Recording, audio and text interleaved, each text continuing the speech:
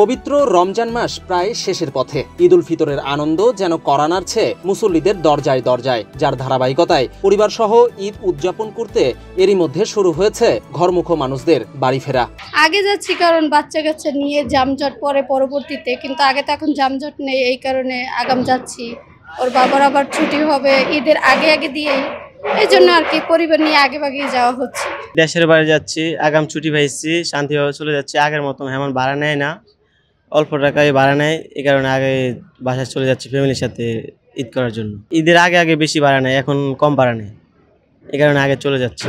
আমার ওয়াইফ একটু অসুস্থ, তো এই জন্য আর কি যেন কোনো জ্যামের ভিতরে পড়তে না হয় বা কিছু একটা, আমরা স্বাচ্ছন্দ্যভাবে যাইতে পারি সেজন্যই। হ্যাঁ, ঈদ সামনে আছে, এজন্যই তো মূলত যাওয়া, ফ্যামিলি সবার সাথে ঈদ করা, এটার তো একটা আনন্দ অন্যরকম থাকবেই। যতই দিন যাচ্ছে ততই যানজটের মাত্রা বৃদ্ধি পাচ্ছে। সেই দৃষ্টিকোণ থেকে আমার বাচ্চাটা একাই ঢাকা শহরে পড়াশোনা করে, আমি চিন্তা করলাম যত তাড়াতাড়ি আগে আনা যাবে ততই আমরা রিল্যাক্সে একটু বাড়ি ফিরবো। এই ঈদে জামা জুতো অ্যাক্সেসরিজের ডিসকাউন্ট।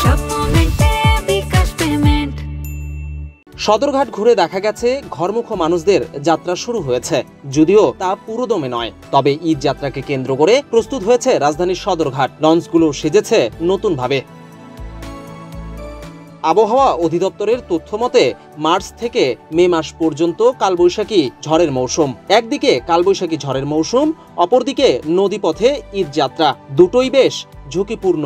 এখন প্রশ্ন, এই বিষয়ে কতটুকু সতর্ক লঞ্চ সংশ্লিষ্টরা? এখন যারা যাচ্ছে বেশি পরিবার আছে, বোঝাবিরা, তারা যাইতে আছে মাল জিনিস নিয়ে আর কি, কিন্তু যে যাত্রী, কেবিনের যাত্রী, ডেক যাত্রী এখন পর্যন্ত সেই পরিমাণে এখন পর্যন্ত নামা শুরু হয় নাই। ওই সবগুলোকে আমাদের সব সতর্কই আছে, আমাদের লাইফ জ্যাকেট আছে, সেফটি দেওয়ার মতো সবই আমাদের ব্যবস্থা আছে। হ্যাঁ, উপর থেকে আমাদের নির্দেশনা দিয়েছে, চিঠি দিয়েছে যাতে আমরা সতর্ক থাকি। কালবৈশাখীর জন্য আমরা প্রস্তুত আছি, সব যেটা যেটা প্রয়োজন আমাদের সবই আছে। অন্যান্য যত সরঞ্জাম আছে সবগুলো আমাদের মানে ঠিকঠাক করে রাখা আছে। এমনিতে যাত্রীদের সেবার জন্য যতটুকু দরকার, যা যা দরকার সবগুলি আমাদের সব রেডি আছে। বাংলাদেশ অভ্যন্তরীণ নৌ পরিবহন কর্তৃপক্ষ বলছে, কালবৈশাখী ঝড়ের মৌসুম হওয়ায় আবহাওয়া অধিদপ্তরের সঙ্গে সার্বক্ষণিক যোগাযোগ রাখছে দপ্তরটি। তেমন পরিস্থিতির মুখোমুখি হলে নেওয়া হবে কার্যকরী পদক্ষেপ, দাবি দপ্তরটির কর্মকর্তাদের। আমরা কালবৈশাখীর সময় সবসময় প্রস্তুতি থাকি। আমাদের অলরেডি আমাদের মনিটরিং টিম, যেটা টিম গঠন করা আছে, হ্যাঁ, যে কালবৈশাখী কন্ট্রোল রুম করা আছে হেড অফিসে এবং আমাদের এই অফিসে, যে আবহাওয়ার সাথে সবসময় কন্টিনিউয়াস আমরা যোগাযোগ রাখতেছি।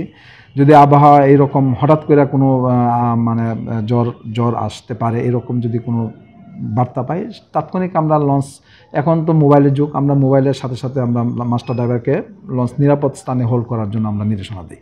আর সিগন্যাল যদি 2-এর উপরে চলে যায়, 3, তাহলে আমরা লঞ্চ বন্ধ করে দিই। হ্যাঁ, এছাড়া আমরা সার্বক্ষণিকই মানে আবহাওয়ার সাথে আমরা মানে যেহেতু কালবৈশাখ মৌসুম চলতেছে, মে পর্যন্ত কালবৈশাখ মৌসুম চলবে, সুতরাং আমরা এই জন্য আমরা সবসময় মানে প্রস্তুতি রাখি।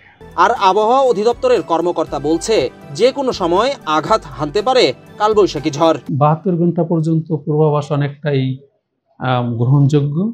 তবে এই বজ্র মেঘের পূর্বাভাস আমরা সাধারণত 30 মিনিট আগে কোথায় বজ্রপাত হবে তা বোঝা যায়। সুতরাং আর্লি অ্যাকশন এবং অ্যাকশনেবল ওয়ার্নিং মেসেজ দিতে এখনও কিন্তু এটা খুব সারা বিশ্বব্যাপী বজ্রপাতজনিত পূর্বাভাস দেওয়া কঠিন। একে বলা হয় লাইটেনিং ফ্ল্যাশ। এবং এই বজ্রপাতের স্থান এবং কালভিত্তিক, অর্থাৎ টাইম অ্যান্ড লোকেশন স্পেসিফিক এইসব লাইটেনিংয়ের পূর্বাভাসটা এখনও অনেক আগ থেকে বলা কঠিন। তবে ঈদের সময় বা যেহেতু মার্চ, এপ্রিল এবং মে মাস বজ্রঝড় প্রবণ মাস, যেমন মার্চ মাসে 4টি বজ্রঝড় হয় গড়ে, এপ্রিল মাসে বজ্রঝড় হয় প্রায় 9 দিন এবং মে মাসে বজ্রঝড় হয় প্রায় 13 দিন। সেই কারণে কোথায় কখন হঠাৎ করে এই ধরনের বজ্রমেঘ তৈরি হবে বলা মুশকিল, এটি একটু আগে বলা যায়। তবে আমরা কালবৈশাখী ঝড় কোন এলাকায় হতে পারে, আমরা 72 ঘন্টা আগ পর্যন্ত কোন এলাকায় বজ্র মেঘ তৈরি হতে পারে, কোন এলাকায় বজ্র ঝড় হতে পারে, তা কোন দিকে ধাবিত হবে তার ইনফরমেশন আমরা জনগণকে প্রোভাইড করি। সেই জন্য এই সব 3 দিন আগে, ঈদের ফোরকাস্টটা 3 দিন আগে যদি আমরা বলি, তখন এই বজ্রঝড় কোন এলাকায় সংঘটিত হতে পারে সেই এলাকায় সম্যক ধারণা লাভ করা যেতে পারে। তবে এখন পর্যন্ত আমাদের তথ্য এবং গাণিতিক মডেলের যে পূর্বাভাস, ঈদ পর্যন্ত এই রকম তীব্র বজ্রঝড় হওয়ার সম্ভাবনা অনেকটাই কম। তারপরও প্রকৃতি যেহেতু বিরূপ, এই সময় উত্তপ্ত প্রকৃতি এবং বিরূপ নেচার এবং ক্যাওটিক নেচার অফ দ্য অ্যাটমসফিয়ারের কারণে যে কোনো সময় বিচ্ছিন্নভাবে এই ধরনের কালবৈশাখী ঝড়ের সাথে সংশ্লিষ্ট যে বজ্র মেঘ তা তৈরি হয়ে কিন্তু যে কোনো সময় বজ্রমেঘ তৈরি করতে পারে। আবহাওয়া অধিদপ্তরের হিসেব অনুযায়ী মার্চ থেকে মে মাস পর্যন্ত ঝড়ের সম্ভাবনা প্রায় 38%। বিজন কুমার, বাংলাদেশ প্রতিদিন।